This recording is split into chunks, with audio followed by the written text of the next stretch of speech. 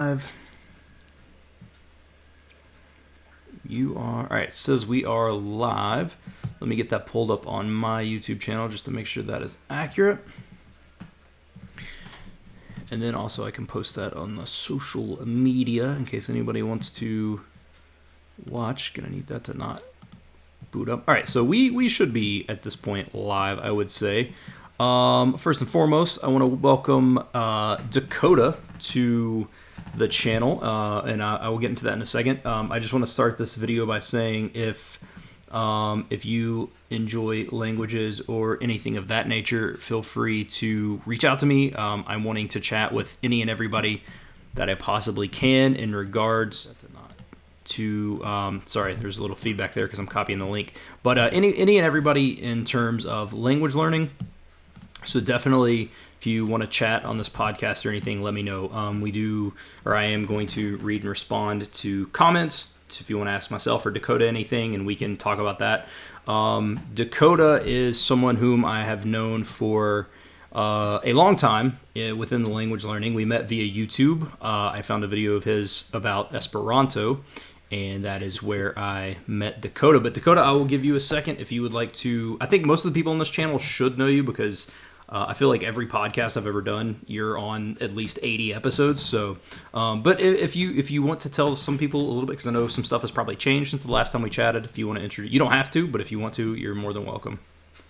Okay, so hello, my name is Dakota. I have a master's degree in teaching English, and that degree was focused a lot on linguistics of second language acquisition, a little bit of sociolinguistics, stuff like that. And I really enjoy I don't do as much language learning as I used to do. More so now I'm interested in the science and the linguistics behind learning languages. And so that's what I've been doing a lot of lately. Can I plug my things here? Or? Absolutely. Yep. Plug away. Okay.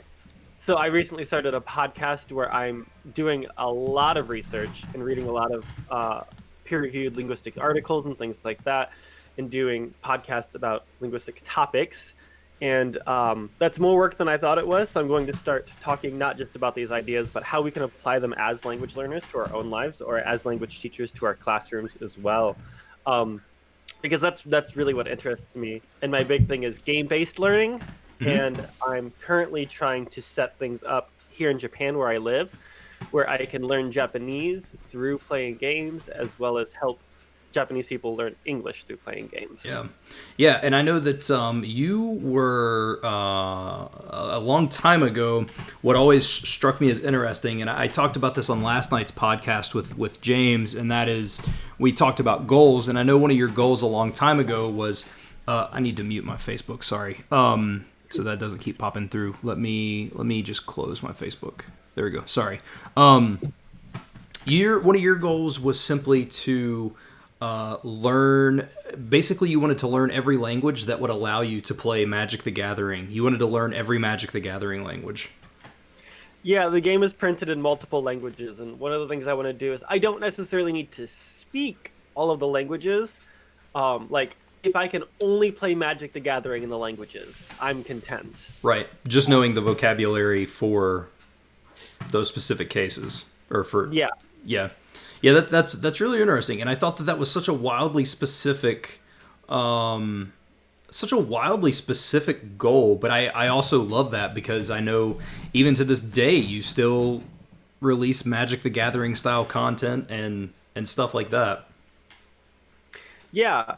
Actually, one of the goals for me this year was to be able to play Magic the Gathering in German by the end of the year, because I can currently play in English, French, and Japanese. My Japanese isn't perfect, but, I can do it.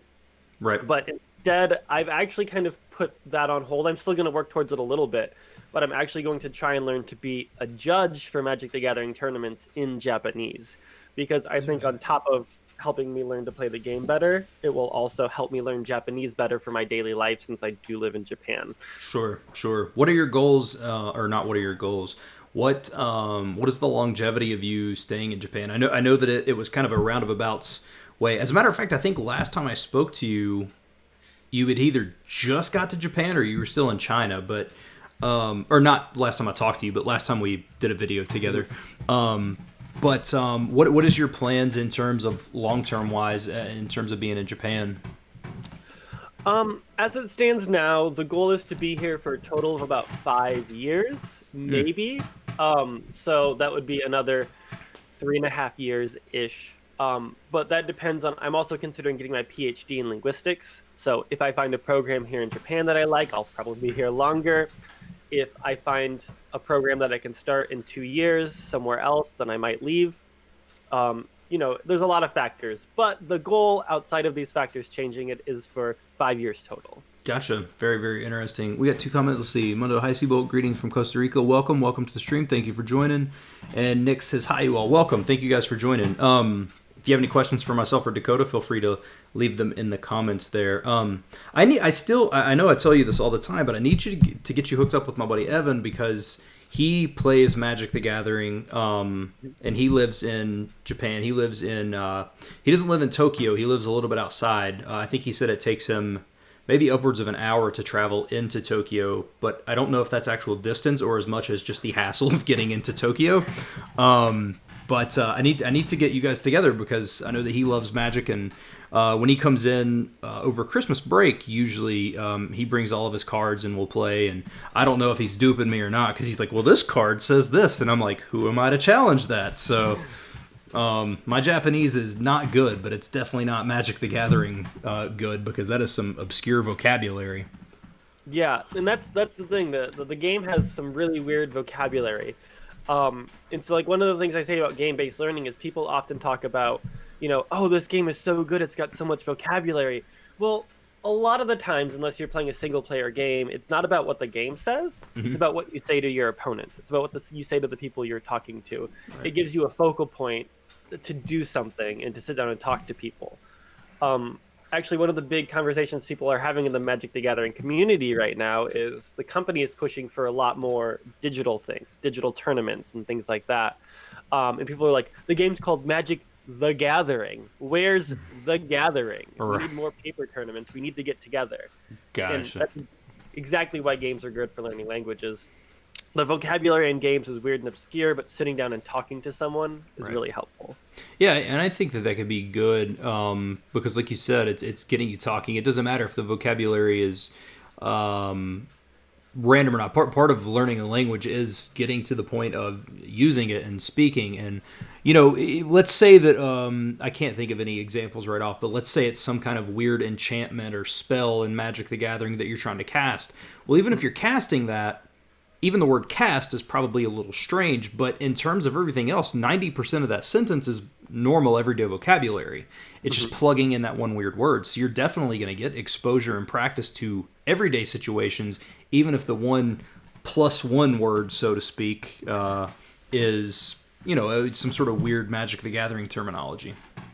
Yeah, exactly. And even if all the words are weird, the grammar is still helpful. Yeah. Yeah, and I know the Japanese grammar. How did you adapt to that? You've been studying Japanese for a long time, right? I've been studying Japanese off and on for a long time. My Japanese is actually not great. I can't have a full... So I can play Magic the Gathering. Mm-hmm. I don't have all the vocabulary for like all the keywords on the cards, but I can read all the cards, I can play all the cards.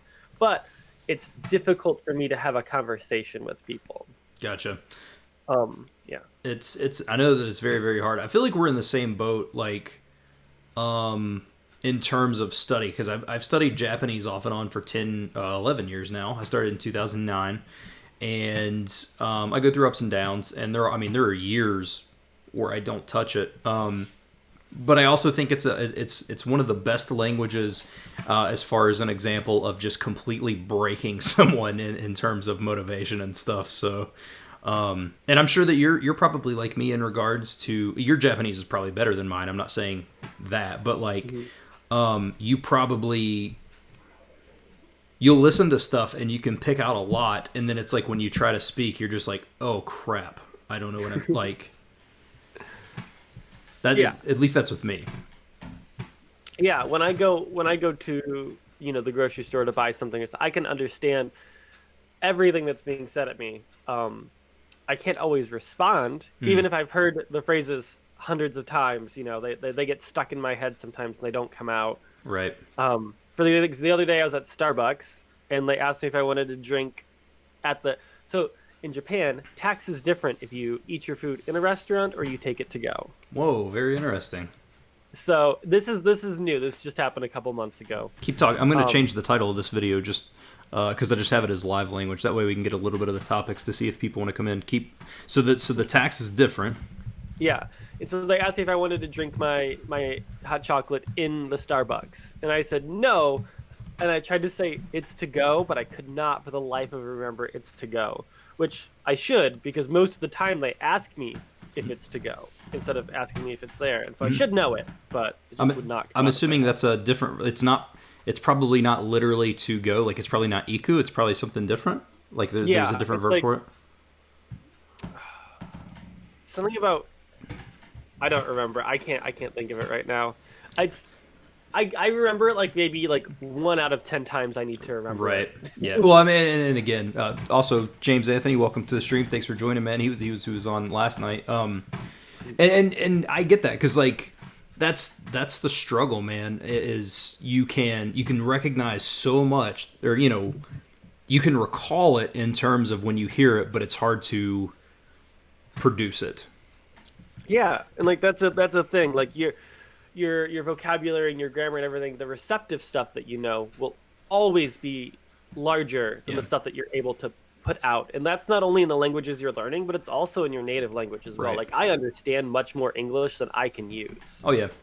Yeah, and I think a lot of that just comes down to how people speak in general, because there's some people who like to use, fancier words, and that's not how I speak at all. Like I'm going to speak in the most simplistic terms that I possibly can just because that's how I am. But, the one thing that I do like about that is like, and I'm sure you've had an example of this. I don't have it necessarily in Japanese because I don't speak Japanese in terms of ever being able to produce anything outside of like toire wa do desu ka or something like, where's the bathroom, but like... even in Spanish, which I had mentioned on last night's show that my Spanish is not great, but there's been times where I've been talking to somebody and you'll know what you want to say and you'll go into that sentence and then you're like, crap, I don't know how to say that. So you'll have to backtrack and then you basically break it down to the simplest possible way of getting your point across using the vocabulary that you know. Yeah. And that's, when you get yourself stuck, when you want to say something, and you can't do it, and you have to stop and find a different way to say it. Talking around what you want to say when you have a gap in your language is called circumlocution, and it's one of the most important skills in language learning, in my opinion. And it's something that we can practice. I don't know if you've ever done this. Have you ever sat down and tried to break down an English sentence and make it simpler? No, but I feel like that could be. I see what you're talking about. Yeah, so if you want to get better at being able to have a conversation in a foreign language that you're low beginner or high beginner, low intermediate, and you're having trouble getting out complicated sentences, practice breaking down sentences in your native language. And then... Oh no, I think my internet's going, or somebody... No, are we breaking up here? Nope. You there? Yes. Okay. Did we have trouble for a second? Yeah, it kind of glitched out there for a second. All right, so try to break down a sentence in your own language. That was right where it started cutting. Yeah, and then once you get good at doing it in your native language, which will be easiest for you because you have the largest vocabulary, then you'll be able to do it in your target language. Because one of the bigger problems people have is they want to speak their target language like their native language. Right. And so if you practice making your native language simpler on occasion, you'll feel more comfortable doing it in your target language as well. Yeah, and I get that. I actually I'll go through spells where I'm always like, I really want to improve, this language or that language. And here recently, I have been narrating in my head what I'm doing in Spanish. And if I don't know the word, I will pop open Spanish dictionary. I'll look it up. I'll add it to a set of flashcards and go on. And it's not anything huge. It'll literally be, I showered. You know what I mean? Just simple stuff just for just for more experience in regards to that. And I find that helps a lot, kind of that internal monologue. The only thing that seems to be an issue there is no one's there to correct you if you're wrong. But maybe that's not something a beginner should do. Maybe because I can recognize when I can speak and I immediately know that's not how you say that. I messed that up. Mm-hmm. So, Language Come Up says, 2 days in a row, nice, man. What's up, guys? What's going on? Welcome to the stream. Don't forget, anybody watching, if you have any questions for myself or Dakota, or have a topic that you want to hear us talk about or anything like that, feel free to leave that there. So, I know that you were talking about linguistics, and I know that this will be the second day in a row I've mentioned this guy, but Aaron, Fingtam Languages, is a linguistics guy as well. What are your thoughts on linguistics? I'm going to add linguistics to the title of the video here. I like that you can update it as you're going. What are your thoughts on linguistics in terms of language learning? Do you think that gives you an advantage in terms of just being able to understand stuff better? Or what are your thoughts? Do you think, I know it's not a necessary thing, but do you think that it gives you any kind of advantage? I think it gives you a different way to look at it. Whether or not that's an actual advantage depends on you and how your brain works. So I actually have an example of how looking at the linguistics of a language actually hurt me while learning Japanese. Okay. So in high school, so there's the words, koko, soko, asoko. Mm-hmm. Here, there, and over there. Yeah. So the concept here is called deixis. In English, we've got basically two. We don't say over there often. We basically have here and there. Right. We can say over there, but that just kind of means really far away. Yeah, I don't know if any time I've ever really said it. If something's if you would ask me where Walmart is in I would literally say it's over there. Well, okay, it's over there. I did just say that. So never mind. Okay, forget that point. But they don't literally translate from Japanese to English. So koko is here, next to me, the speaker. Right. And it could also be next to the listener, but it doesn't necessarily need to be. Soko is near the listener, but not necessarily near the speaker. And asoko is away from both of us. Right. So when I was taught this, I was taught this type of deixis. In relation to the people who are speaking and listening. Mm-hmm. Now, I wasn't taught here, there, and over there.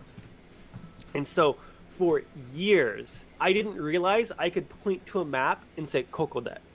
Because I can point to a map and say here. I can point to a map and say koko. It's not where I am, right, but I can do that. Right. And so, being taught the linguistics of how the language breaks down in Japanese, instead of being taught, hey, this means here, it actually hindered my ability to say things.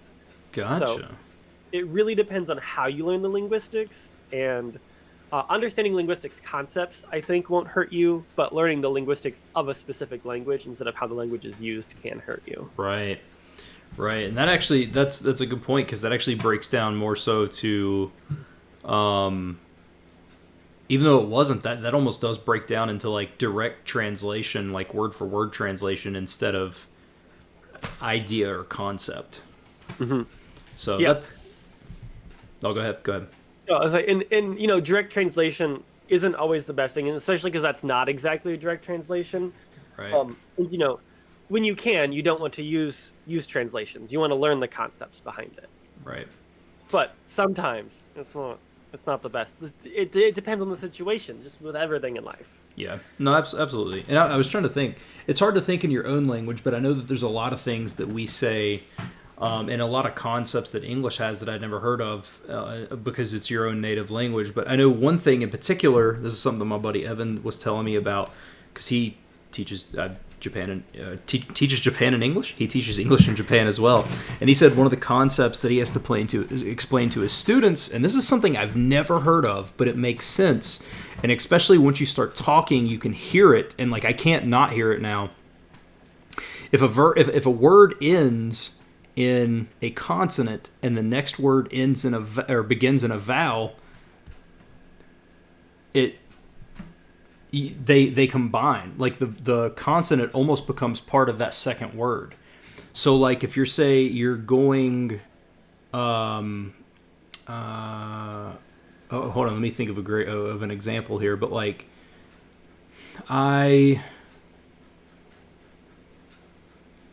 can't even think of an example right now. I'm literally trying to think of something, but basically, like the words do become together. And once I said it aloud, I realized that the way that the syllables are in English, it is very much you're saying this and that. Well, this and that, this and that, this and that, this and that. And so I'd never heard of that concept until he mentioned it, and then.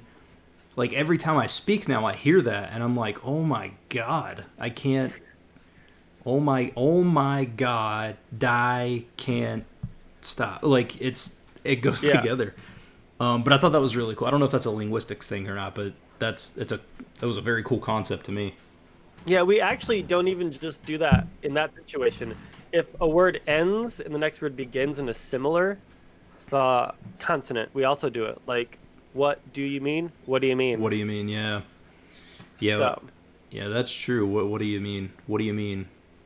I was thinking about that the other day, man. Like, sometimes I'll break. This is really stupid, but like, I'll be in my car or something. Well, not anymore, driving to work, but like, we'll say before the last 2 weeks driving to work, and I would be like I would sit and I would think about a sentence that you would say, right? Like, hey, I'm going to go get something to drink. And I was thinking the simplest way to break that down, but an English speaker would still hear you, is literally say, I'm going to have something to drink. Mm-hmm. Dude, that is mumble. There is no words there except for to drink. I'm going to get some drink. Yeah. But I mean, it's just exposure to it. But man, English is so, and I know that other languages do it too, but we can literally smash everything into, I'm going to get, and that is, hey, I'm going to go get, I'm going to get, what, like, what is that? I can't remember the exact concept that this is called, but in English, there's like a stress pattern that we need to follow, and so we'll minimize things to make our sentences fit that stress pattern. And I can't remember what that's called, and that's exactly what that is. We minimize unimportant things like determiners, small prepositions that don't really matter, things like that, and we minimize them so it fits the stress pattern that we want. Man, if people English speakers would love like Russian and stuff, because you just omit total like you don't even the verb to be, you just completely omit in the present tense. You don't even use it. You just get it out of there. Like, really? Yeah, like it's you wouldn't say I am Frank or whatever. You would literally just say I Frank, or even just Frank, like I guess pending. But then Russian also has all those cases and stuff, so. Yeah, there's that. I would much rather learn the multiple different ways of to be in multiple languages than learning any kind of like case tenses and stuff. Which Esperanto helped me understand the idea of the whatever case it. I don't even know what the case. I know how to use it, but I don't even know what the case is. Declarative, is that a thing? That's a sentence, isn't it? You know what I'm talking about, where you had the N? You add the N. N goes on objects, right? Yeah, so it's like if I caught a cat, it would be mi captas katon. You couldn't say mi captas kato. It'd be katon because it receives the action of the verb, whatever case that is. I was just talking about cases with my coworker 2 days ago because she wanted to know all the names. Oh yeah, Nick says you can smash up words like that in every language. I think. Yeah, I think that's a common thing, man. I think people are just lazy when it comes to speaking. You do it for so long, you're just like whatever. Yeah, what is that case? Lots of languages smash up words. They all just do it differently. I'm gonna pop open my Duolingo while you're talking because I know that it mentions it in. It's funny though, but that shows how like you can just get into. Accusative, right there it is. There we go. Yes. Speaking of which, oh my god, dude, they've added so much content to the Duolingo tree for Esperanto. Really? This was once a gold tree, man, and dude, oh my god, 3, 6, 7, 8, 9, 10, 11, 12, 13. There's 13 topics I haven't even got to, and then you know how like if you've done it in the past, but then like there's other topics in between that you haven't. That'll be purple because like they're unlocked because you've been past there because they've redesigned the tree. There's a ton of purple in here too. That's super cool. I need to maybe do some of that one day. Anyway, but yeah, so like I understood that. Granted, Esperanto sets you up for failure because accusative. But it's setting me up for failure because in Esperanto you just add the "in," and in other languages it's like there's so many different ways. Like, well, this is a feminine noun, or this is a gender neutral, or this is a masculine noun, or whatever. So it definitely, whatever. Let's see. Tyler Benson says in French, it's not so much squishing it together as making the words of the phrase flow together in one motion. I did read I know Dakota, you speak French. I read one time the question in French that c'est ce que, and it's like, what is this, that is that, what, or what? Like, if you actually break all those words down, it's like a whole crazy thing, but it just fits their cadence. Yeah, qu'est-ce que c'est? It's what? I'd have to see it written out to tell you exactly what it is. Yeah, and that's actually something that I got into more so recently, is the idea that you can just add words for cadence. Chinese does that. I know that you studied Chinese for a little bit, and like you always hear, if you're very well, right? People are like, oh, if somebody says ni hao and you're very well, say wo and hao, but it's not actually that as much as you can't have yourself. You don't use the verb to be. You wouldn't say wo sure how, but you can't just say wo how. It doesn't fit their ears very well. Yeah. So they add hun. If there is like an adjective or anything, they add hun before it, hun, just because it makes the makes it sound better to them. Like, that's a new concept to me that I just discovered within the last year. Yeah. Chinese gets complicated. It's weird. Yeah, I feel like grammatically Chinese is awesome because you don't have to learn verb conjugations or anything, but then you learn that in order to make something past tense, it's le, but le can also be used for other things. And I feel like until you really get into it, it's so, is this past tense or is this another use of le? Like, what's happening here? Yeah, that's the thing. Like, we're often taught that le is past tense, but it's not. It's so many things. Yeah. And that's what makes Chinese so complicated, I think, is that there's so many things that are so different, and people try to make them one-for-one translations, and they're just not. Nick says, hun is not always added, though. Interesting. Let me know. Leave a comment there. Let me know. I mean, in a short, I know that you can't write a whole book here, but just out of curiosity, because I just know a lot of times it's added. Like, is there any specific? Just, you don't have to answer anything, but just is there anything specific or anything like that, like certain cases or something that it's not?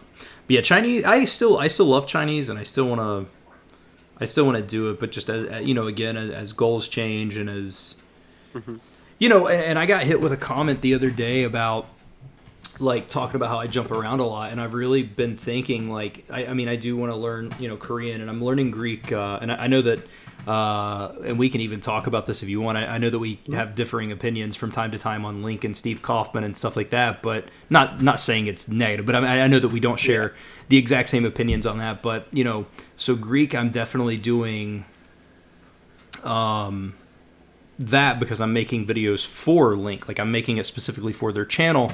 And so I thought, you know what, man? Because somebody was like, you do jump around languages, blah, blah, blah, and you never get to a point. And I thought, maybe I do need to take some time. And there's another question that came through, and I'll get that in just a second. Alexander. But maybe I do need to take a few months and just and take, for example, Spanish, which I'm certificately B1, but maybe I do need to improve, because I do kind of feel weirdly hypocritical in having a language channel. But the thing is, I do what I love, and so I don't think it matters if I didn't speak any language at all. I love languages, I love dabbling, I love learning about culture, but at the same time, it would be cool, because my Esperanto is so rusty, I don't know if I'd consider myself bilingual anymore, because I haven't used Esperanto in about 2 years. And Spanish is, if I went to a Spanish-speaking country, I could absolutely get by with the most critical things. Where's the bathroom, the train station, where's the store? I could ask for cost of stuff. I could buy food. Like, I could do the essential things, but I couldn't really go much further than that. Yeah. And My idea on all of that is that, like, if you're not saying, "Hey, this is a tool that will get you fluent," because, like, if your Esperanto is pretty fluent, but I did, and that's I actually felt. I went to NASC that year, and I did have to leave early because of some family issues with my grandfather at one point with his health. But when I was down there, I spoke nothing but Esperanto, and no one spoke anything but Esperanto. And at no point was I ever lost. Like I knew exactly what was happening and conversed and everything. Yeah. So if you're trying out a new tool, and you're like, man, this tool is going to get you fluent, but you don't use it to get fluent on your channel, I would find that questionable. Sure. But as long as you're like, hey, I love dabbling, this tool is great for dabbling, like, dabbling is my thing, that's fine. Like, that's what you love to do. You're not misleading anyone. Like, you're telling people what you're doing, you're telling people what you love to do, and you're telling people that the tools that you're using are good or not good for that. Like, as long as you're not misleading people what you're doing, as long as you're doing what you love and you're not lying to people, why do people care what you're doing?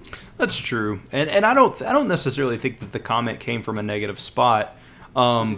And I definitely understand where I can read you the comment because it's not bad, and I think ultimately what kind of quote unquote hurts, it doesn't really hurt, but like it's kind of the truth in it. After reading it, I'm like, you know what I mean? Like, ugh. So basically the comment is, and it's a person that's watched my channel for a long time, like in no way, shape, or form is this being put on blast or anything, but it says, look, I told myself, this was when I posted a video about what resources I was using to use Korean, and it said, look, I told myself I wouldn't post a message, but here it goes anyway.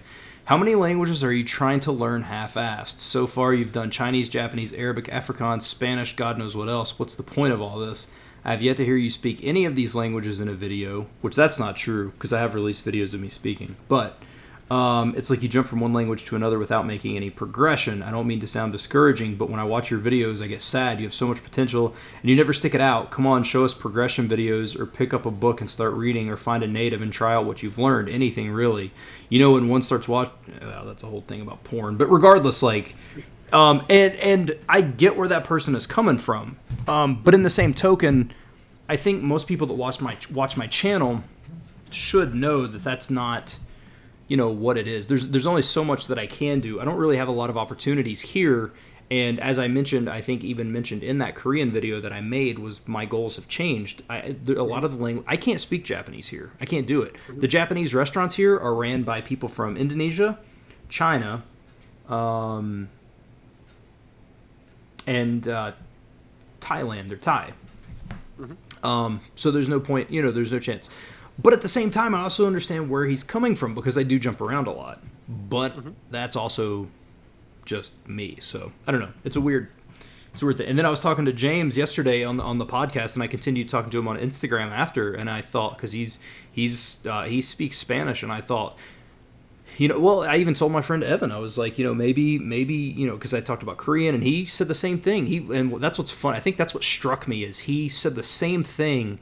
And he doesn't watch my channel, as far as I know, which I'm not saying he should, but like, he doesn't follow this. I mean, he's got his own life that he's doing a whole bunch of stuff, and so he wouldn't have seen anything. But then he said the same thing. He was like, dude, you've got to stick with something. So like, just getting it from two different ends, I was like, oh my God, dude, maybe I should try to concentrate and get somewhere.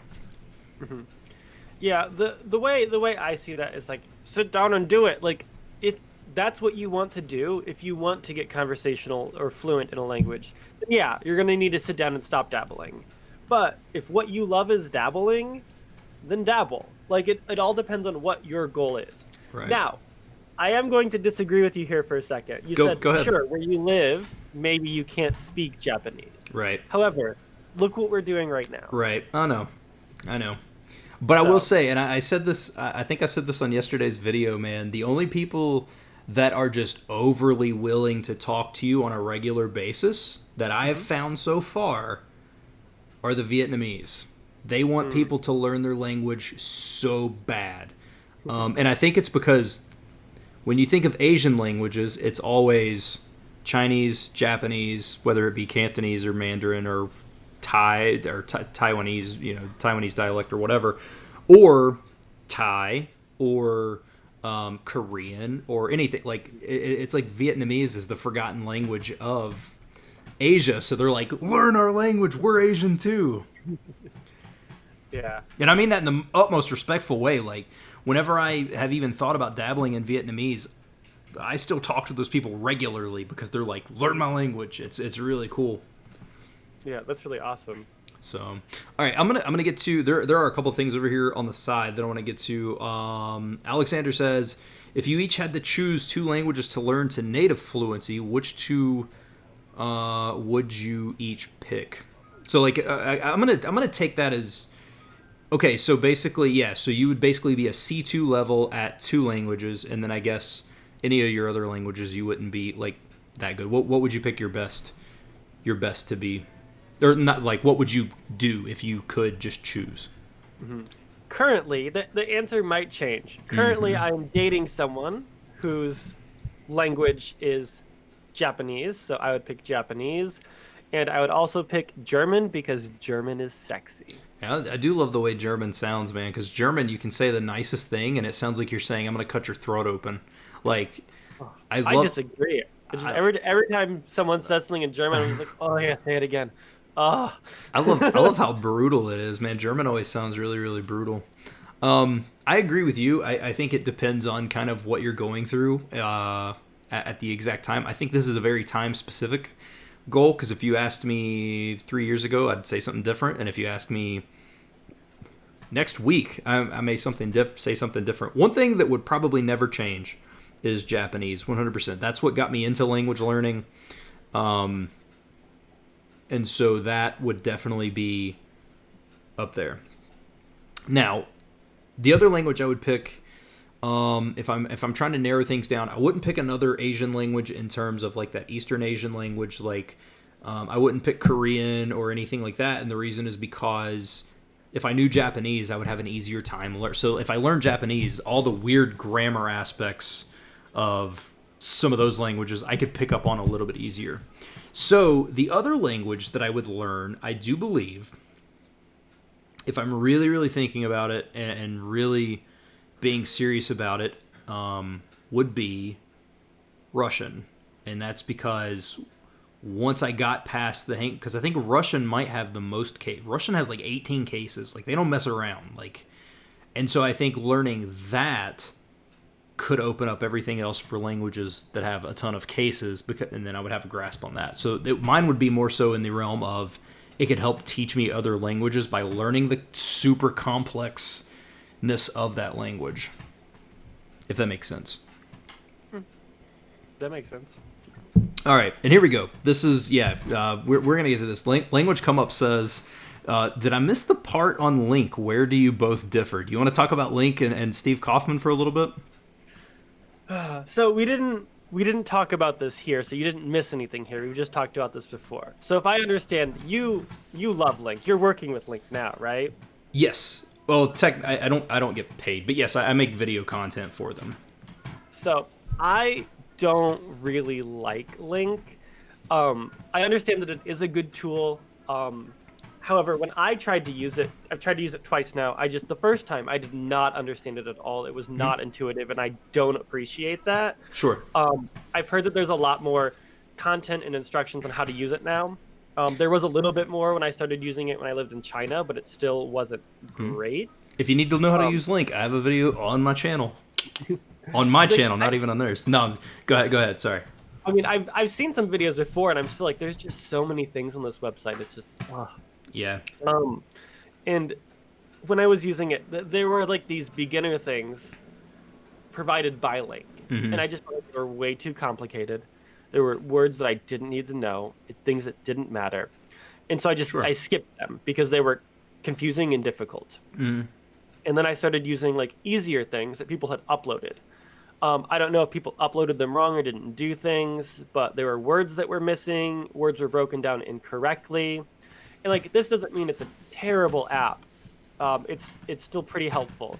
But it's just, it was just so frustrating Yeah. No, that there were just so many errors in it and so many missing sure. words. And I get that. And I think where Lingq is beneficial is if you have the like Lingq, in my opinion, if you're trying to use other people's content, because if they're importing stuff and it doesn't have a transcript provided by the person who did the video, for example, if you're importing from YouTube or something, if it's the YouTube auto-generated subtitles, it pulls that in because it has to pull in some sort of text.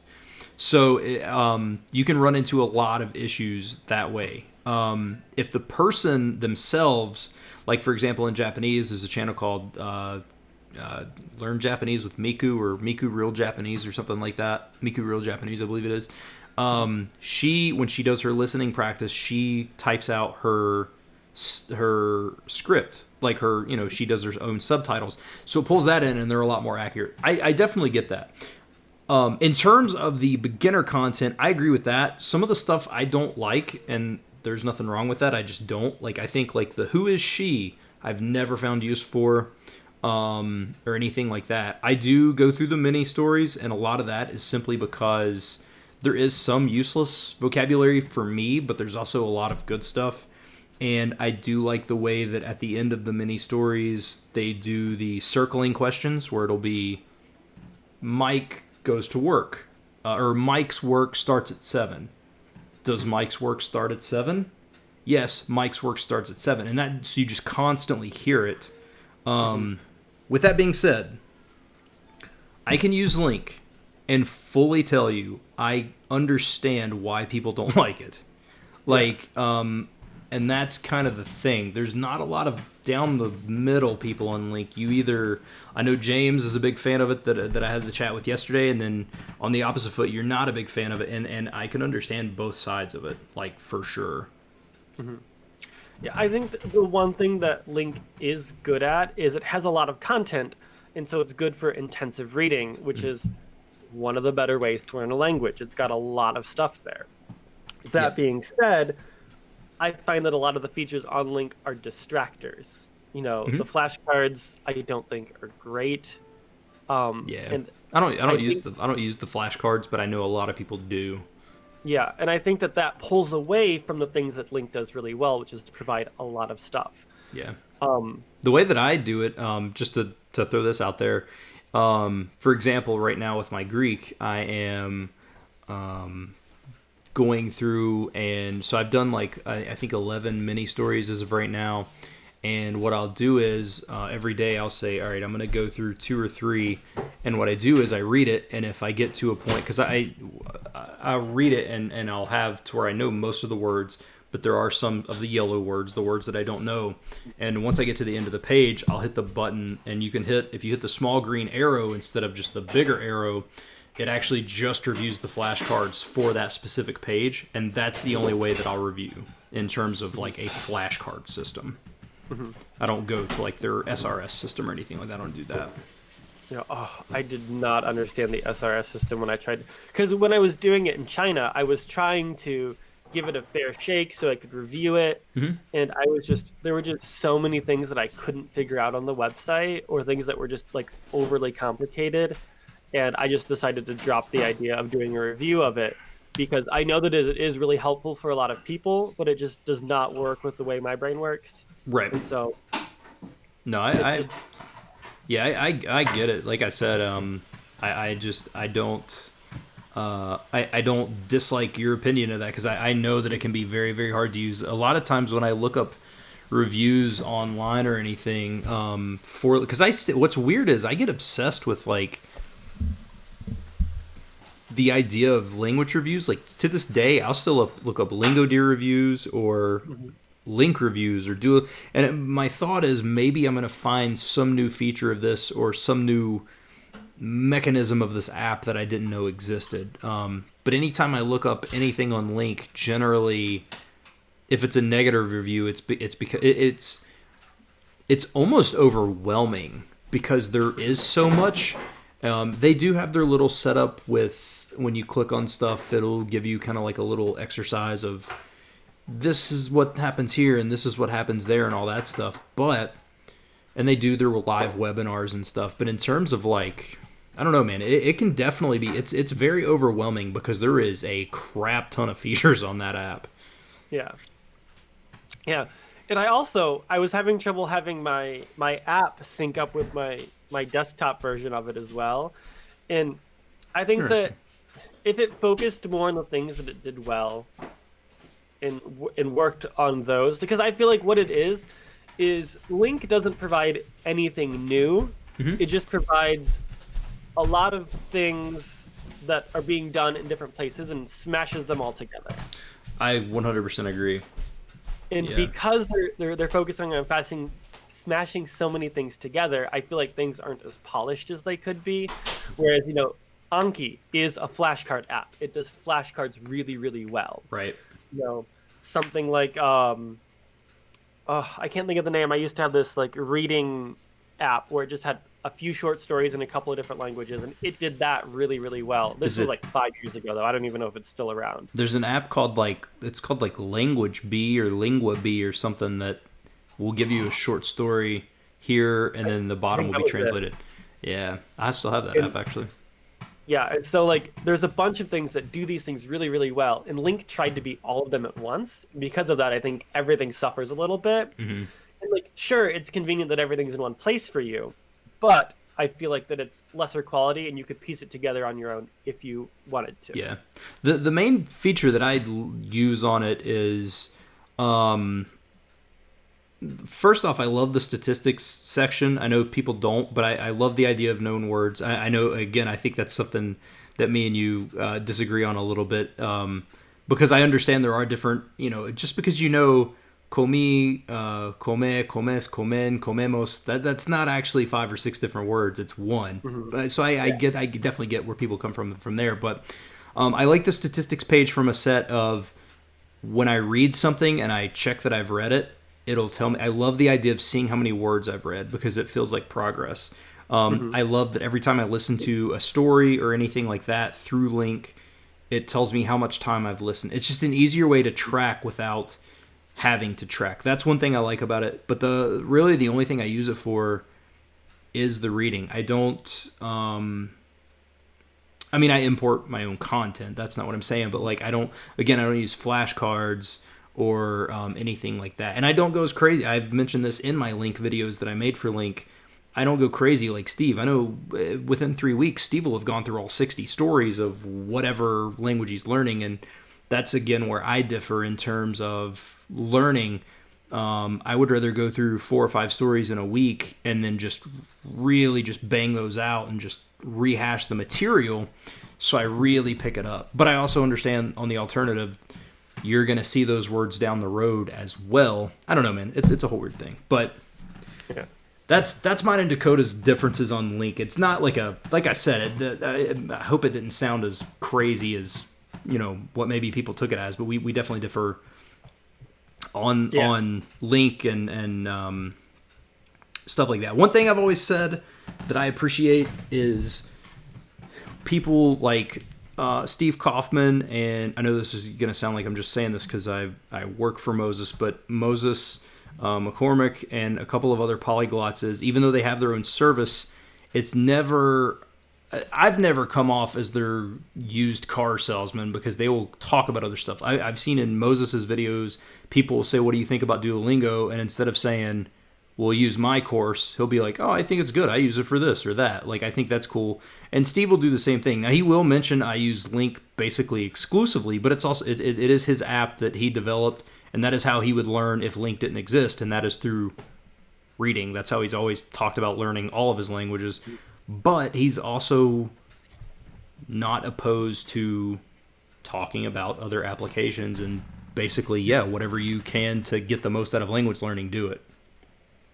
Yeah. Like, that's the thing. Everyone learns differently.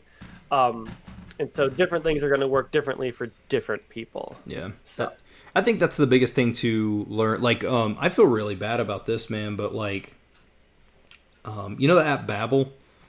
Yeah. I know people love it, and I always try to give it a fair shot. I think the interface looks really cool. The UI is pretty good. Like, it's a very pretty app. but I just cannot for the life of me get into it, man. Like I try, I get really gung ho about it. I'm like, yes, I'm gonna do this. This is gonna be great. And then I start doing it, and I'm like, I just don't care. Yeah, and that's kind of one of those things, you know, because I know Ophelia, she used it to learn French, and she loves some Babbel. And there's a ton of people. What is the other? There's another French YouTube woman. Aurella, you know what I'm talking about? I think so. She was a big Babbel fan. I discovered her channel when I was looking up reviews for Babbel, and she loves it. And there's all kinds of people that love it, but different strokes for different folks, man. I love Lingq. A lot of people don't love Lingq. People love Babbel. I don't love Babbel. It's a different ballgame, man. People learn differently. Yeah, and a lot of people love Lingo Deer, and I just can't with Lingo Deer. Dude, I love some Lingo Deer, man. I'm gonna fight you on that one. No, I'm just kidding. Is there a way to skip levels yet? You can test out. You can test it because you couldn't test out before, right? Yeah. I think when they first launched, well, not when they first launched it. When I first discovered the app, no, it was one long course. There was no sections. I think a year ago you couldn't test out. About a year ago, I was using it, and I was just so bored because I was like, my Japanese is not this basic. If I can test out, I'm going to get back into it because I really liked Lingo Gear, but I just could not deal with that. Yeah, you can test out now, and it's somewhat difficult. I actually use that. I use the test out feature like a review. Like most of the time when I jump back into doing, you know, if I'm doing my Korean study or whatever, I'll go in and I'll test out on Unit 1, and then I'll test out on Unit 2, and then I'll continue where I was going into Unit 3. Just as a review. Yeah, that's a really good way to use that. Yeah, my selling point on that, Lingo Deer versus Duolingo, is the audio. That's the biggest thing because it's a real person speaking. I know that I have my ups and downs with Duolingo. My main thing is how they contradict themselves for the sake of money, but that can be a video for a whole nother day. But not having proper audio to me, I get it, it's free, blah blah blah, but Duolingo is a multi-million-dollar corporation at this point, dude. There's no excuse to have computerized voices. Yeah, there's no excuse, especially when they were doing that. This was like years ago. They were doing that campaign where they were like traveling around Europe or whatever to record videos of people saying sentences for the app or something. And it was just like, oh, you can do that, but you can't get real voices. Dude, and what makes no sense, Duolingo is the new Rosetta Stone. And I mean, it's the new king of the mountain. Mm-hmm. You know, in 2009, when I started learning Japanese, all I heard about was Rosetta Stone. Of course, the internet wasn't quite what it is today. I mean, it was around. I'm not saying it wasn't, but it wasn't what it is today. I mean, YouTube was just a couple of years old, so it definitely didn't have the content that it has on it now. And now all you hear about is Duolingo. Duolingo has become that rival. I talked about this on I don't think she's put it up yet, but I did an interview with Lindy Boates. Jesus Christ, I still can't pronounce her name after she told me how to pronounce it. And I said the same thing yesterday. I cannot remember, and I apologize if this will probably be every podcast. I'll have to apologize to Lindy in case she watches. But I talked about how Rosetta Stone is something that people who don't learn languages know about. Mm-hmm. Duolingo has become that. Yeah. People who do not know, who have never learned languages or anything of that nature, know what Duolingo is. Yeah. And with that being said, you can't tell me, with as big as they are, that they couldn't say, hey, we're giving away a free year membership if you're a native speaker of Japanese, Chinese, whatever language they have. Mm-hmm. You can't tell me that they couldn't find somebody in Pittsburgh, Pennsylvania, humongous city, that they couldn't find a native speaker of that language to come and do that for a year free. Come on, man. Yeah. Inexcusable. It's a little bit ridiculous, but I mean, what are you going to do? They're making money this way, so why would they stop doing it? That's true, man. That's my biggest issue. You know what? All right, screw it, man. Look, do you have some stuff to do? Like, if we need to go, we can wrap it up. But are you good for a minute? I don't have plans until like 3:00 when my significant other is coming over. All right, so Here's my issue, and I have a video about this, but I'm going to rehash on this because I want you guys to see that I still feel the same. You have an application, especially if you're using it on the phone. The desktop app does not do this. If you're using a phone and you miss a question, you lose a heart. If you miss 5 questions, you lose all your hearts, you fail the level, and those hearts don't replenish. It's not like you can go back into it. They're just gone. You have to either wait until time fills up, which is, I think, 5 hours per heart, or you can do a review, and I understand that. You can do a review for the idea, and if every review you do, which is from a previous lesson, you gain a heart. But their thought process behind this, and this is what they say. They say it's because they don't think you should jump too fast. If you're struggling, you should repeat. My issue is, why would I not go in and repeat the material I'm struggling with? Why would I go through and learn how to say I ate pineapple again? Mm. My other issue with this is, if you really cared about learning, you should not be able to pay a fee to have your hearts replenished. Because if you really care about learning, that would not be an option. That is an absolutely hypocritical thing. Mm-hmm. Look, I get free education, blah, blah, blah, whatever. Their whole shtick, that's fine. I use Duolingo today. I'm not, you know what I mean? But this idea that they are looking out for the learner, but then you can just pay to advance, that's completely contradictory. Yeah. Yeah, but that's the world we live in. It's, you know, money is what matters. That is true. And what do they do with that money? Because it's not paid native speakers to freaking provide audio courses. Aren't a lot of their courses provided by volunteers as well? Yeah. Like, a lot of them are made by volunteers, which is such BS.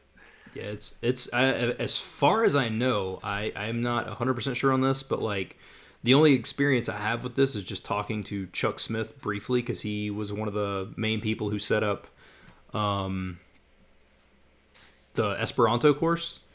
Mm-hmm. But it's people doing it for free, and they give it to them. Like, as far as I know, there is no... It's literally... I read a review on the Korean course that said that the people that made the Korean course aren't even native Korean speakers. Yeah. That's not necessarily a problem. Everyone always says that it is, but like, as long as it's correct, it's fine. Is the Korean correct? I've read contradictory reports. I don't know. Because like, I know the Japanese one, when it came out, was terrible. Like, it wasn't necessarily mistakes. I think there were a few mistakes, but the way that the words were broken up. And this is another problem I have. Like, I was complaining about Lingq trying to be too many things at once and not focusing on the thing it's good at. Mm-hmm. Apps like Duolingo that have dozens of languages are often not great. Like, if you want to learn a language, you should find an app that focuses just on that language, because it's going to be 100 times better. You know, yeah. The same things that work for French don't work for Japanese. They break the sentences up in incorrect ways. That's what I was going to say. I think if you ultimately break Duolingo down to what it should be, and I get why they have other languages on there. I get it. I mean, that's just a selling point. But I think any of the European languages, in terms of Romance languages, Spanish, French, Italian, probably, but I don't know, are really, really good. It also does appear that the Scandinavian languages, just Norwegian and Swedish are really, really solid. And then it's like, once you get out of that, it's kind of just like meh. Yeah. Which the Spanish course I got irritated with for a long time, because I remember looking at, like, dude, have you ever I don't know how much you dabble and stuff. Have you ever looked at the Norwegian tree on Duolingo? I haven't. There are like 500 lessons. Like, that's an over exaggeration. Wow. But there is a crap ton of stuff. I think there's over 3,000 words. You know, I don't know if you've ever been to that Duo.me. It's like duo.me/ and then your username, and it can tell you all your stats on Duolingo. And it'll tell you how many words a given language course has. And I think Norwegian's like almost 3,000. And then like Swedish is like 1,700. And then Spanish for a long time was 1,500. And I was like, how in the crap is Spanish 1,500? Like, but they have expanded on that a lot since then. Yeah. That's actually really, really weird that Norwegian had twice as much as Spanish. Dude, but... Norwegian had a ton. I guess it's just because people from Norway are like, learn our language, heck yeah. You know, like, so, but to not to gripe on Duolingo, because I do think my biggest thing about Duolingo, and I again said this last night, and I think with me doing podcasts just about every day for the next, my schedule for the next couple of days is going to be just about every day for about a week, and I'm probably going to repeat a lot of stuff, but I think the biggest thing that Duolingo has done is that it has brought people who don't normally learn languages into the idea of learning languages. So I do think ultimately it has done more good than not. Now, one thing I do want to touch on is you made a video a while back, and I actually did a reaction video to it, talking about kind of the negativity in the polyglot community. Yeah. Do you want to chat about that for a little bit? Oh, I've been kind of out of the polyglot community for a while now. I'm starting to get back into it, making this podcast stuff, because if I want to get more viewers, then I got to. Right. But I just felt like it was just people were just so rude all of the time. I don't know. I feel like that's a lot of the internet, though. I feel like the internet is a really negative place. I can agree with that. People want to be mean, and people want to be negative about things. They want to hate things. I don't necessarily like Lingq. I don't necessarily like Duolingo, but they do good things. People like them. Whatever. Right. But people are just so angry about everything online. I think the idea of being able to sit behind the facade of a computer and not be in person makes people tougher than what they would normally be. Yeah. But in terms of the polyglot community, I think the biggest thing is it's become a very dog-eat-dog world in the polyglot community, where everyone's written a book and they're selling it and they want you to buy that. Everybody's doing whatever they can to clickbait you into watching it, I saw, man, I just yesterday I don't know if James is still watching, but I was talking to James about a specific YouTuber who made a video called I Learned X Language in 1 week, and I remember talking about, I was like, I'm not going to say his name, and ultimately I still respect the guy because he does make a lot of good content. And then I saw today he released a video called How to Learn Any Language in 2 Weeks. And I don't know what that video entails, but that title is bullcrap. Yep. And who knows, maybe once you get deeper into it, God forbid anybody that is a fan of his would ever find this, because I'm sure I would be flamed just tragically. Go ahead, bring it on, dude. That'll make my views go up. Exactly. Make your views go up, make your comments go up. It'll be great for the algorithm. Yeah, but and who knows, maybe when he starts out, he's like, how to get the most out of a language in 2 weeks or something like that. But I saw that and I was like, I can no longer stay subscribed to this guy because I do not agree with the content he's making. I just don't agree. It's not a hatred thing. I still ultimately respect him, and I know that he makes a living off of YouTube and anything like that, but it's just very misleading, and I think done for the wrong reasons. And if it's not, it needs to be, which I guess makes me hypocritical. I'm sure there's people who are like, well, how can you work for Moses when his titles are Black Man blows up Chinese woman with magical tongue or something? But that's completely that's not promising you fake language goals. You know what I mean? I'll at least defend that. I had gotten into a comment battle with somebody one time because they were on his channel and they were like, why does everything have to be black man? And I was like, well, Moses is a black man. What would you like him to put? They're like, well, couldn't he just put speaking Spanish or blah blah blah? And I was like, I mean, he could, but he's not telling you you're gonna learn a language in a day, so I'll allow it. Yeah. He's just putting what the video is. Dude, he does. Yeah, that's what he does. He blows up people's mind with his magical tongue. You know what I mean? Oh, that just sounds like it does not belong on YouTube. Oh no, dude, his titles are the best, man. I love them. But also I know that he's coming from a good place, like I said, because he's not trying to falsify anything. I've seen people who have complained. They're like, oh, all he does is talk about, like he acts like he's fluent in all these languages. Nope, at no point has he ever said that. He's never said. If you ask him what his strongest languages are, he'll tell you 3 or 4, and then everything else he's conversational to the point that he wants to be. Yeah, and that's what's really important, that you're at the level that you want to be at. Yeah.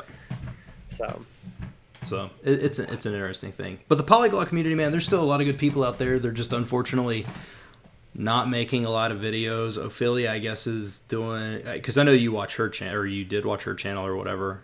Great human being. She, I think she's still doing a lot of stuff with school. I haven't seen a video from her in a long time. I don't know what happened to Polyglot Progress. I don't know. I haven't seen anything on them in a long time. And then there's some newer people that I've found that I just time to start the how to learn any language in 5 years trend. That's a good one. Yeah, maybe I should make a spoof video about those. The comments to those titles are hilarious. The fans make up some good ones. Oh yeah, dude. Yeah, if you ever want to have a hilarious time, dude, just go to any of Moses' videos and read the comments section. It's gold. But yeah, there's a lot of people. Do you watch Polyglot Progress, right? With Matt and oh god, what's her name? Abigail. Good God, I'm sorry. I don't know if she would ever watch. I don't know if she does YouTube anymore. But Abigail, I'm sorry, I forgot your name. But like, I don't know what happened to them. Like, I don't see them. Or when I stopped doing the language thing for a while, I unsubscribed to everyone except for you and Ophelia. And even then, I cut back on watching both of you guys' videos a lot. No, I get it. Negative. It's a negative stigma. Yeah, so I have no idea what's going on with like anyone anymore. So, like I said, I'm starting to get back into it. I've actually been talking with someone that we've mentioned in this podcast about starting a new project. I don't want to say too much about it because we're just starting to talk about it, but hopefully it comes about. It'll be really cool, I think. So yeah, dude. Yeah, hopefully some good stuff comes about, because there's still. I think that the community needs people like you and like some of these other people, because they are people like which Lindy's a little bit bigger, but she's still a very genuine person who has a real job. And I think that ultimately YouTube needs these people, because they're not relying on YouTube for money, so they're not feeding you false information. This is just because they love it. Of course, if you don't love it as much as you used to, don't make videos. Like, you don't want to, but like, you know what I mean? Like, it needs people like that who just have a love of languages, because that's what can make the community better, in my opinion. Mm-hmm. Yeah, no, I agree. Like, that's why I stopped doing it for a while, because I stopped loving it. It was so frustrating, but I'm back. Hopefully. that a did you get out of it just because primarily of the community and the way the direction it was headed, or did you just run into kind of your own personal thing with maybe advancing slower than you wanted to, or something of that nature? A lot of it, honestly, was the community. It was getting so toxic in the areas that I was in, and I was just I needed a break. Sure. So I got away, and like it's sad to say that like a group of people can like break down what you love, but like I didn't love it anymore, because like every time I tried to post something, people were negative or I was ignored, and I also started to care too much about the views and the numbers. Like, I don't make money on YouTube. My channel's not big enough. I would like to, not because I want to make it a job, just because I put money into it, so I'd like to get some of it back. Sure. But like I cared too much about the views and the numbers, and the videos that I worked really, really, really hard on were getting the views of some videos that I kind of threw together, and that was so frustrating. Yeah. And to capitalize on what you just said, or to go off of what you said, my channel, I just have a channel called, it's just called Seabolt TV, And that channel I can monetize videos, and it became so stressful for me even making. I've had that channel since 2015, and I've made right at $400. So it's not even like I'm making a living on it, but like it became so stressful because I thought, what can I do to continue that? Like I want the money to continue coming in, right? And so I would try to figure out any way I could to make something, and then it would make no sense because I would spend. I did a video one time that took me hours to edit because it was like something happened and it was literally me facing off with me, and I had to do the whole trash. It's called like a trash mat where you block out one side but then have the other. It's a whole big thing, and like there's this whole editing process, and it would get 50 views, and then I make a video showing off my Rubik's Cube collection, and it's over 30K. Like, what is the... Yeah. And that was just me talking, no form of effort at all. Like, it's really weird, man. Yeah, it's just... It doesn't make any sense if people want to watch. And so... It's frustrating. And that's why I don't care anymore. Like, obviously, I still want to get to 1,000, subs and 4,000 hours viewed, but other than that, whatever. Yeah, I mean, it's a sense of accomplishment. I don't think there's anything wrong with it. Honestly, I mean, I think it's a fair, it's a goal. That's ultimately what it is. Because I know that like I'm here because I love languages, but at the end of the day, if I still had one subscriber, like I do want my content getting to people, and it's just one of those things of setting up a goal. I don't ever plan on this becoming my form of a living. I mean, if it did, cool, but that's not gonna happen, and I'm okay with that. But you still want to constantly achieve. It's an achievement, and there's nothing wrong with that. Like, we like achievements, and it doesn't matter if it's 1,000 subscribers or 1,000,000 subscribers. It's just it's a way to see we're progressing, and we're continuing to grow. Yeah. I think one problem that's going to hinder me with that, though, is my channel is no longer just a language learning channel. It used to be exclusively language learning, and then I started doing some things about cooking in my life because I was living abroad, and so like how was I surviving doing that? And then when I got tired of language community, it was just whatever I wanted. And now I want to keep my channel whatever I want because it makes me happier. But someone subscribes for a language learning channel, and I post a video about like the gay scene in Tokyo, and people are like, "Ugh, this isn't what I signed up for," and they leave. Or they watch a Magic the Gathering video, and then I'm talking about language learning. They're like, what the hell? Right.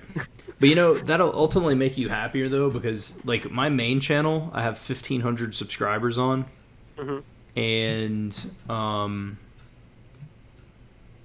I make a video and it may get 30 or 40 views, and on this channel I have 700 subscribers, and it's not that the views are I do get a lot more views than that, but I get a lot more watch time, and it is because it isn't random. So I mean, it's all up in the air. But with that being said, everyone on the main well, this is probably my main channel now. I upload here more than I do on my Seabolt TV channel, but people there know it's random. Like you will eventually train your audience to know it's random. They may not watch every video you make, and that's okay, but they know that at some point, somewhere down the road, what they signed up for is going to be back, because you do just make just this eclectic mesh of everything. Yeah. And so one day, because the last couple of months I've been at about the same subscriber number. It goes in just droves. Like I know that like a few months ago I had like 80 in a month, and mine goes in spurts, man. Like definitely. When I first start, I usually hit at least 30 or 40 a month now, and I don't know where they come from though. I really don't, like, because I've not been on other people's channels. The only time I've ever been on anybody else's channel that I can remember right off recently, since an influx of subscribers came, and that video is not even live, and that's when I did an interview for Lindy's channel, but that hasn't even went live yet, so I don't know where anybody's coming from. But I mean, I'm happy they're here, but I don't know, I don't know where they find me. It's weird, man. YouTube's algorithm is super, super weird. The other thing I find odd, do you ever wonder if the content that you make buries your videos? Because I know that you do make content about, like gay.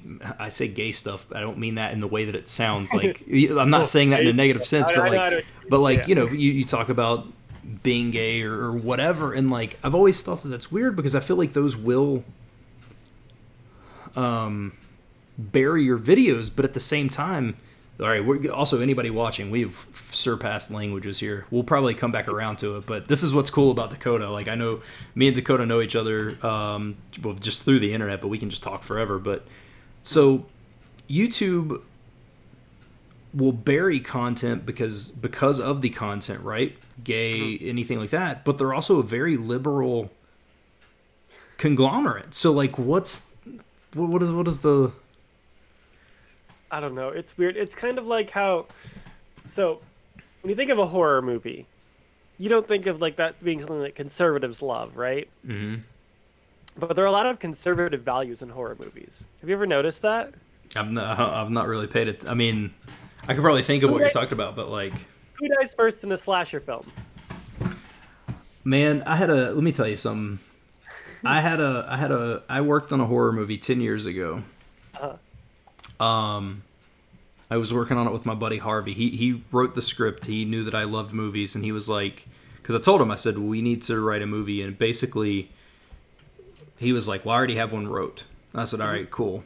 And so he said, we were filming it, and he said, I know that you can do dialogue, so add some dialogue to it. I said, okay, because dialogue is my strong point when I'm writing. And so, because most of the time, if I write a movie, I can send you some stuff I'm writing now if you want to read it, but if I'm writing a movie, I write dialogue and no scene directions at all. There's never scene directions. It's literally just people speaking.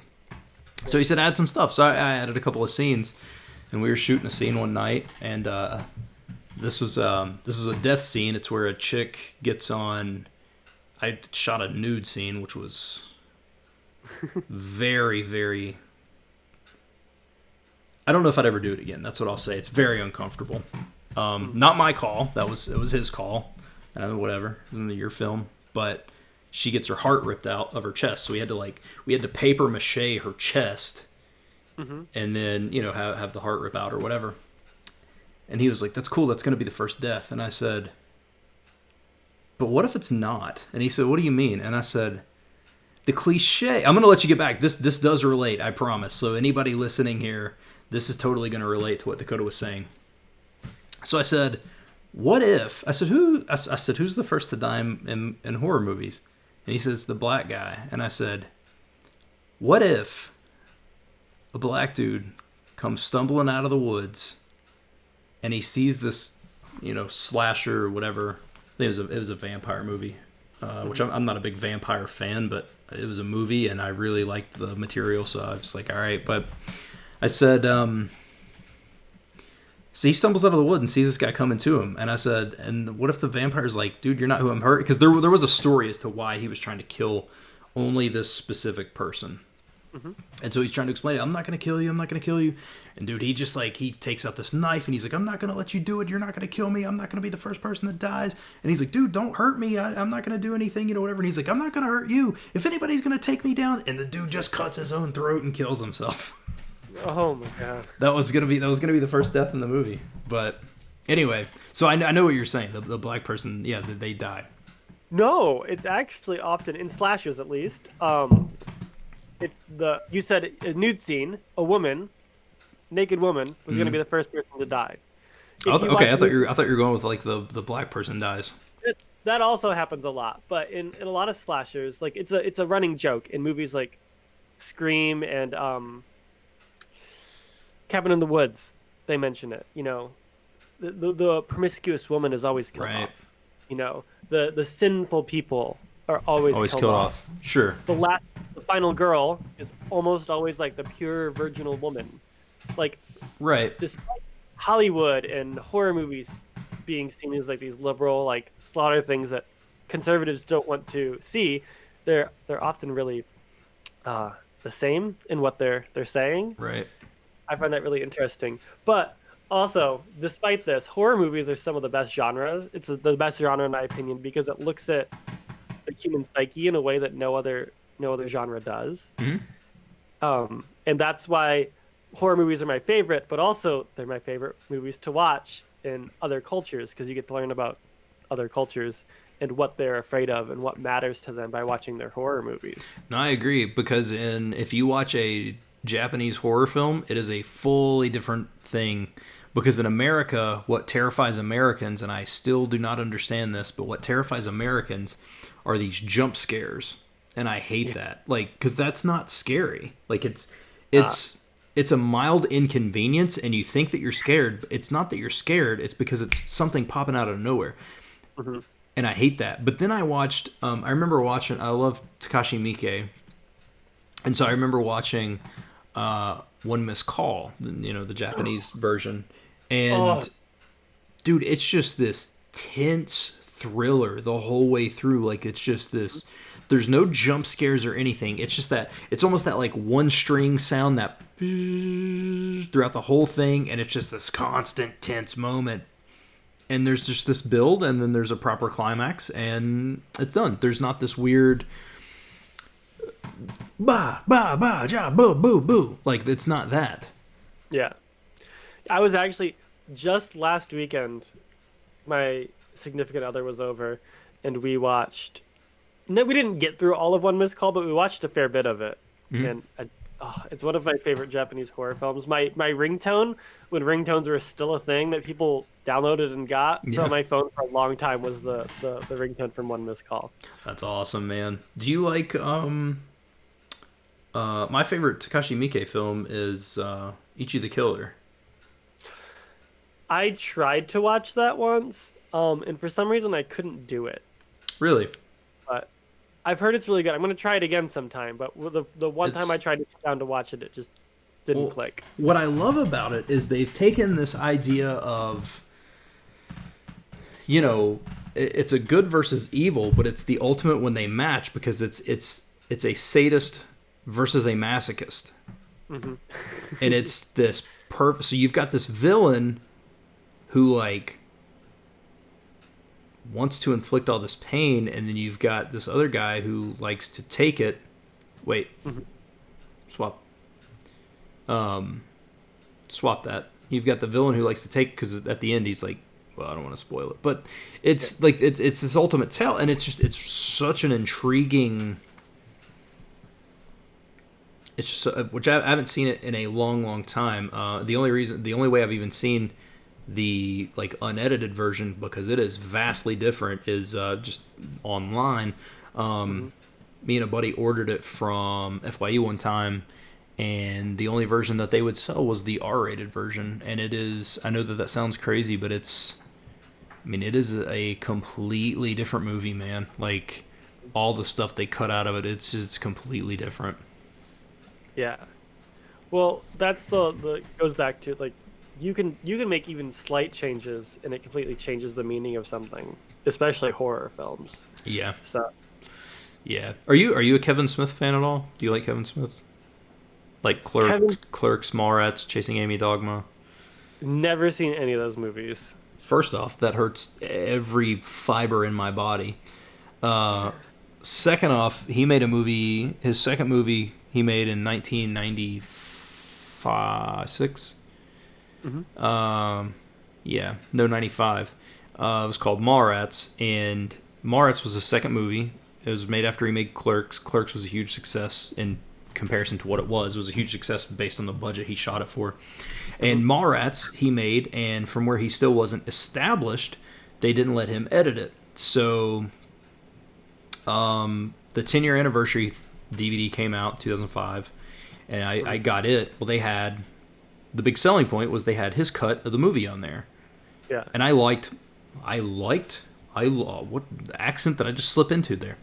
I liked Mallrats a lot, so I bought it. If Kevin Smith makes it, I will buy it, every version that I can. And I watched it, and I watched his version, and it's literally a different movie. Even though it's the same video, it's a different movie. That's crazy. And it's amazing. That's awesome. Yeah, it was wild. Maybe I'll check it out someday. What you need to watch is on YouTube right now, and for the people listening right now, all three of you, you need to watch, if you like horror movies, watch Jesus Christ Vampire Hunter. It's on YouTube for free. Have I seen that one? Came out in 2001, I believe. I definitely know I wanted to watch it, but I can't remember if Dude. I've actually seen it. What actually got me writing again was I was looking up Jesus Christ Vampire Hunter one day because I do stuff like that, and so I was like, yeah, let me read about this because it's got one of my favorite theme songs to a movie ever, and I just love it, dude. It's such a good movie, and I was like, I wonder what all dude that directed it. His name is Lee DeMabre, and I was like, I wonder what all Lee DeMabre is doing these days, and he's still making movies and stuff. I was like, I wonder if he has a Facebook page. So I found his personal page, and I was like, all right, well, I didn't see like a like page or anything, so I was like, all right, well, I'm gonna add him and see if he'll add me. Okay, there's another example of linguistics. I'm gonna add him.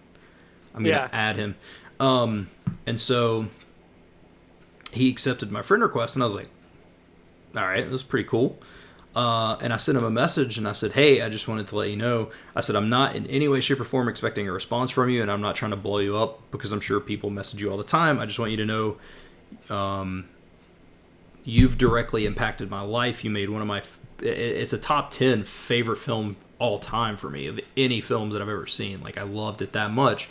And I said, I just want you to know that you've impacted me, and you are part of the reason I want to make movies and stuff like that. And I mean, not 5 minutes later, he messaged back and he was like, hey, I appreciate that, whatever. And I talked to him all day. Like, he was responsive all day, and he was very adamant. I told him about some of the projects I had worked on and stuff like that. And like, he was very adamant about, hey, you need to continue writing. You need to do this, make a movie, do it. And I mean, this dude made that movie, and he makes a living making films. Yeah. It does, and I think that's part of something crazy is that so many people think you have to be famous to make a living doing what you love, and you don't. There's probably more people than not that have never heard of Lee DeMabre, and that dude makes a living doing what he loves. Mm-hmm. He had a deal with a movie studio. He made 2 movies for studios. Both had over $1 million budgets, and he told me that he would never work for studios again because all they cared about were money and women, and he wanted to tell stories, and he wanted to make movies the way he wanted to. He left making movies for studios to make independent film. That's awesome. Yep. All right. Oh. Let me let's circle back in for just a second to languages. Let's end it with something language related. I don't know what that went off, but that's anybody listening. That's what you can expect with Dakota, because we can cover all aspects of it, man. I feel like even though I don't know, it's weird, man. There's like a weird connection. Like, even though we've never met in person, like, I feel like there's a weird connection. Not like a weird, you know what I mean? Yeah. So let's see, language based. What can we end on? I can't really think of anything right off. We could tie it into the movie thing and talk about using movies to practice your languages. Okay. And so, like, my Japanese isn't good enough, but my French, okay, so my French is rusty. But, Netflix is a fantastic tool for practicing languages if you've already gotten to the level where you can understand things. Mm-hmm. There are more and more options for different languages every day. I find it's great. And there's actually a tool, I don't have it on this computer, it's on my other computer. It's like Learn Languages with Netflix. Have you ever heard of it? I have it right here on my computer, yep. It's not the greatest thing. I feel like it makes you feel like you're learning more than it actually helps you learn, because it's like passive intake for the most part. Subtitles aren't that helpful when learning a language. Yeah. But it's interesting, it's fun. And if you're at a point where you can understand most of what's happening, watching movies and stuff in your language will be helpful. You'll learn more words that way, due to the what's it called? Stephen Krashen's the thing where you go the level you understand and go up just a little bit. Yeah, comprehensible input. Yeah, comprehensible input. Kind of with the it's comprehensible input with the idea of like this +1. Yeah. Yeah. I agree. I think it's a really cool software. I've used it for Japanese and Korean. The one thing that I would criticize it in terms of those, and it's the same thing I would criticize literally every software that has ever taught Japanese or Korean, is it's really hard to teach concepts and not literal translations. And so when you see the subtitle and it says, hey, we're going to Tokyo, but then you break it down and it says, hey, car, trip, building, tire iron, Tokyo go, and you're like, what? But for some reason, conceptually, all that stuff together is just the way that they say it. Like, it's really hard to get that across. Yeah. One of the things I like about it is that like it doesn't always have literal translation. And so while I think for big sentences, it's not that helpful because like, you're staring at two sentences, like you're watching a movie at the same time, you're not going to absorb a lot. Yep. But for like small phrases, you can see, we wouldn't use the direct translation word for this. We'd use a different word. Yeah. Because sometimes like even there is a way to directly translate something that's not how they're going to word it in that language. Yeah. I think for smaller sentences, it is perfect. Anything that I've found in terms of like little phrases, it's good. I do struggle when it is a 30-word sentence and it's actually so long that the subtitle is even broken into two parts. Like, you know what I mean? Like I definitely struggle in that way. Yeah, and especially when it breaks the subtitle, the sentence is so long they break it into two parts.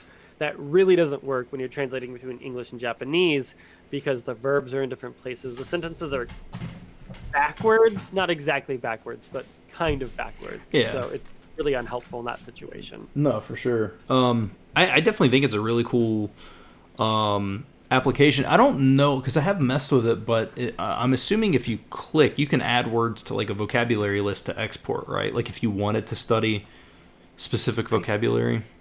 Think so. I just sort of have it on there as like a passive thing to pick up small nuances. Yeah. I don't use it to study. I use it to pick up small nuances when I can. Yeah, and I think you said it right. When you're to a more so comfortable level, not comfortable as in like you're fluent, but like where you have kind of a decent comprehension of a language or whatever, or okay, I think it's good there because then you can use it to pick up a word. I do think, and part of the reason I mentioned this yesterday, I think I mentioned this yesterday, maybe not. All my talks are running together now, and just how much I talk in general. But I don't really watch anything in Korean yet because I feel like I get the idea of the mass input stuff. I love Matt versus Japan. I'm not saying anything about that, but like, if I don't understand anything, it is very discouraging to me. And so I'm trying to get at least some sort of a base. And by base, I mean just a couple of hundred words under my belt. That way I can at least pick one or two words out and hear them in context instead of just blatantly just right out of the gate being like, all right, I'm going to stare at the screen for 30 minutes. I don't know what any of that was. Yeah. I don't know what Matt versus Japan says about like mass input, but the way that you're supposed to do mass input is through comprehensible input. Intensive reading is supposed to be comprehensible input. It's your level +1. Yeah. So if you're just starting Korean, watching a Korean drama is going to be next to zero help for you. Right. There have been studies that show when doing intensive reading, if you understand less than 95% of the words, it's useless. It's overwhelming. You have to know the vast majority of the things that you're reading or studying to understand. Yeah, and I can agree with that because I do find that, for example, on Lingq, when I'm reading through something, if I know, we'll say 85% of what like if I get to a section and there's only 7 words I've never seen before, and maybe 6 words that I don't know or that are yellow that I've come across but I don't know yet, I can pretty much breeze through that, and like even sometimes the blue words I won't even have to look up, I'll know. But when I remember first starting Greek on there a couple of weeks ago, and I remember, the first story is like 100, 200 words, and I'm just like, I'm never going to get this. But then, just over the course of time, that first initial surge, you really have to push yourself. And then after that, it kind of becomes okay. That first initial surge, though, sucks, man, because it's just, all right, well, I guess I'm going to force myself. All right, all these words mean nothing. And now, here I am. I perfectly fine. I can, say a lot of the stuff in any of those lessons and feel perfectly comfortable in doing so.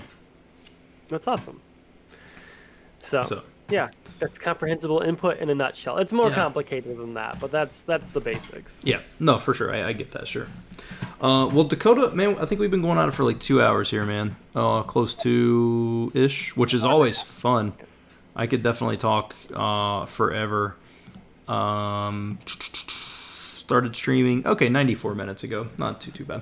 But I'm going to, we'll go ahead and end it here, man. And we can, I would definitely love to chat again. Hopefully it'll be sooner than, and it doesn't have to be. I do like the idea of making this language learning because it's on my language channel, but with you, it's always, I enjoy a multitude of topics and whatnot. So, and I appreciate you coming on, especially on some sort of short notice. Yeah, thanks for having me on. It's always like you said, it's always a good time. It's fun to talk about learning languages, especially because that's the majority of what we're doing on the internet. But any topic is fun.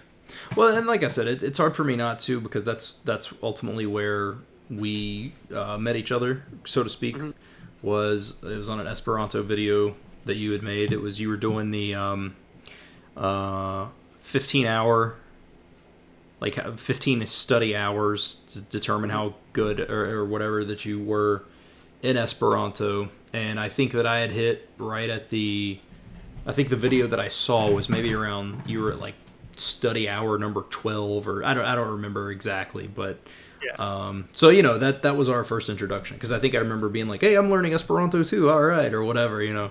I was really jazzed at the time, but which I'm super happy for, man. I will never criticize Esperanto because of the friends that I've made and a whole bunch of other stuff. So is there anything that you want to say in closing? I would just like to plug all my things. I said, it's been a great time talking to you, all that stuff.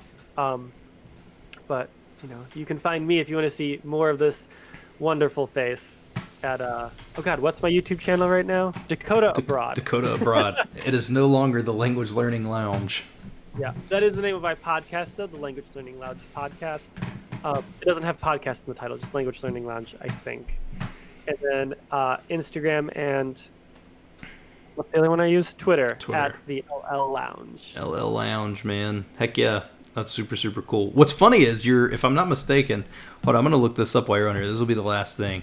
I think that, if I'm not mistaken, I think your biggest video... I think it's a food video. Is a food video, yeah. Let's see. Dakota Abroad. Let me look this up real quick. Dakota Abroad. You're at 707. You got 707 subscribers, so that's super dope. Let me see here. Popular uploads.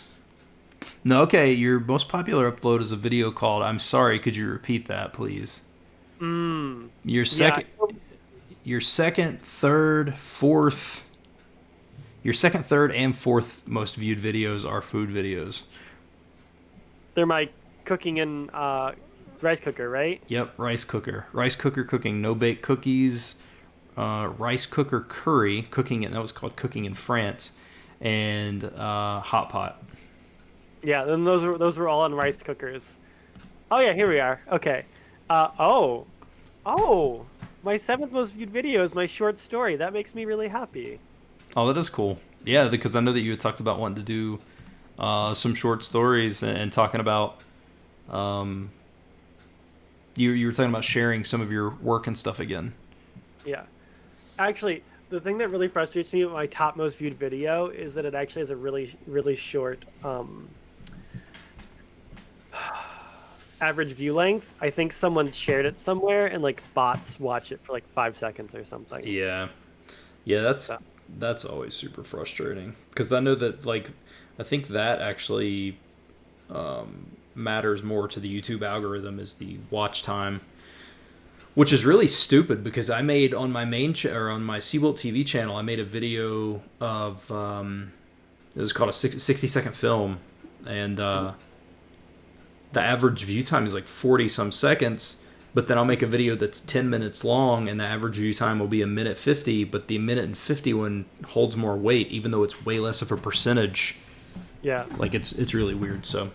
But anyway, all right, so yeah, me and Dakota, I'd get sidetracked and we talk for another 2 hours, but we're going to end that here. So anybody watching, go check out Dakota Abroad as of now. If you change your channel, I will try to put that in the description in the next year or so. But yeah, thank you for joining, and as always, man, I'm sure that you will be back here. I was thinking about the original Langcast podcast that I did, and I think you were the first 2 episodes, and then I think you were like the 4th episode or something. I don't know. It's always a fun time getting together and chatting. So, of course, anytime you want me, I'll do my best to make it possible. Cool, yeah. And it's so far, man, it's not been too bad with the time. Like when you were in Illinois, generally was no problem, and now you're in Japan, and we still find a way to make it work. So, yeah, just as soon as I wake up and right before you go to bed. Yep, that's what I'm getting ready to go read some Greek right now and go to sleep. So, but dude, I appreciate it. Thank you for joining, and I'm going to end this stream. Thanks everybody for joining.